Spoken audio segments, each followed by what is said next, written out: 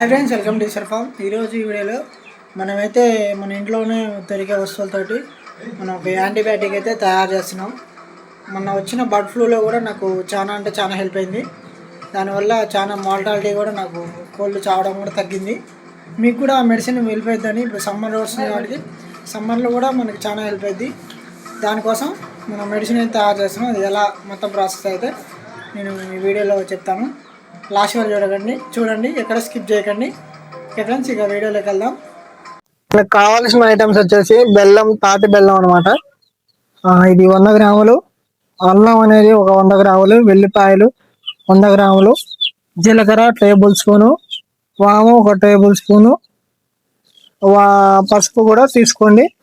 వీటన్నిటిని మన వీడియోలో కనబడుతున్నట్టు వేసుకోండి.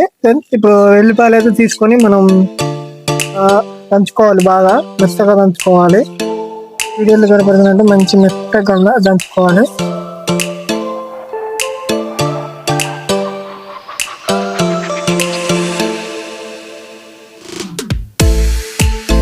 అన్ని వెల్లిపాయలు మనం ఇలా తొడిమిన లెక్క వేరు గడ్డల్లో ఉన్న వాటిని వేరు చిన్న పీసెస్గా వేసుకొని అందులో వేసుకొని బాగా దంచుకోవాలి.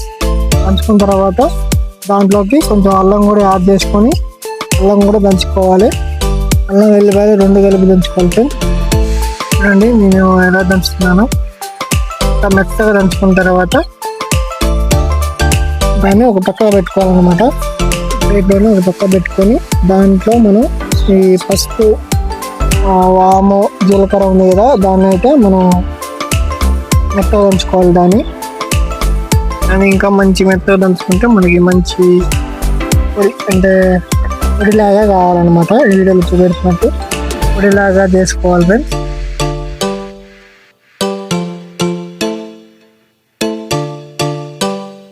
ఆ పొడిలాగా అయినాక అలా కనపడుతుంది మనకి పొడి, మెత్తటి పొడి.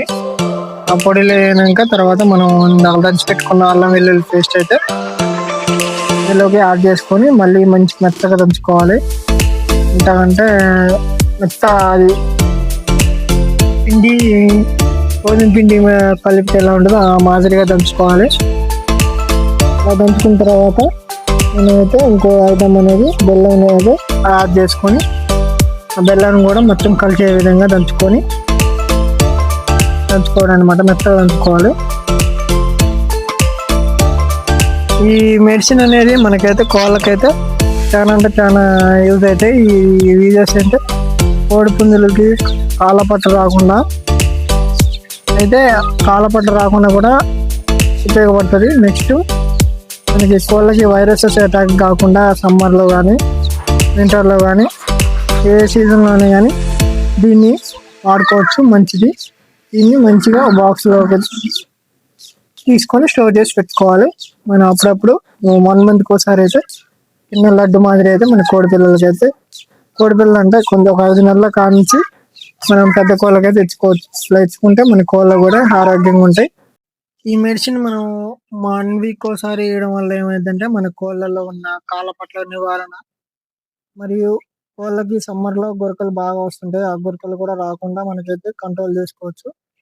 ఇంకా కోళ్ళ అరుగుదల కూడా బాగా మెరుగుపడుతుంది. కాబట్టి మనమైతే ఈ మందుని 4 నెలలు 3 నెలలు పైబడిన కోడి పిల్లలకి కానీ కోళ్ళకి కానీ వాడుకోవాలి. ఒక మందులా తీసుకొని నోట్లో వేసుకోవాలి. నేను ఇంకో షార్ట్ వీడియో చెప్తాను. ఓకే ఫ్రెండ్స్, మన వీడియోలో మీకు నచ్చినట్లయితే లైక్ చేయండి, షేర్ చేయండి. ఇలాంటి మరిన్ని ఇన్ఫర్మేటివ్ వీడియోస్ కోసం మన ఛానల్ని సబ్స్క్రైబ్ చేసి పెట్టుకోండి. Okay friends, thanks for watching. Bye friends.